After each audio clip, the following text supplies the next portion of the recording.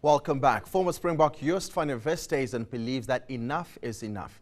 In 2011, one of the country's greatest rugby players was diagnosed with motor neuron disease, or ALS. Since then, he has been on what he calls a quest for a cure.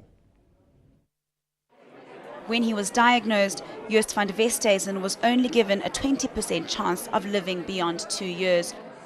In February last year, he and journalist Odette Schwegler began documenting his journey with ALS.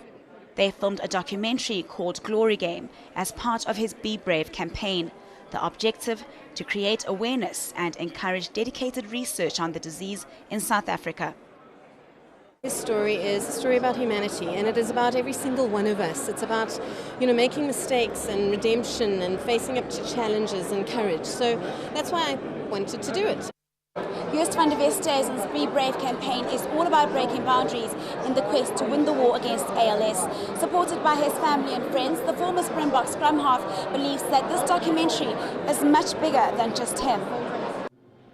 Van der Westhuizen's long-term plan is to raise enough funds to establish a world-class centre for neurodegenerative diseases.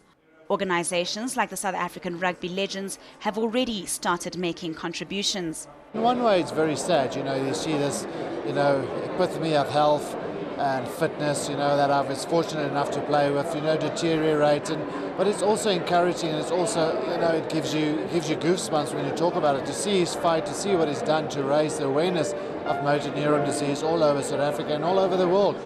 In the beginning, you go through all the emotions and you start to ask, why me?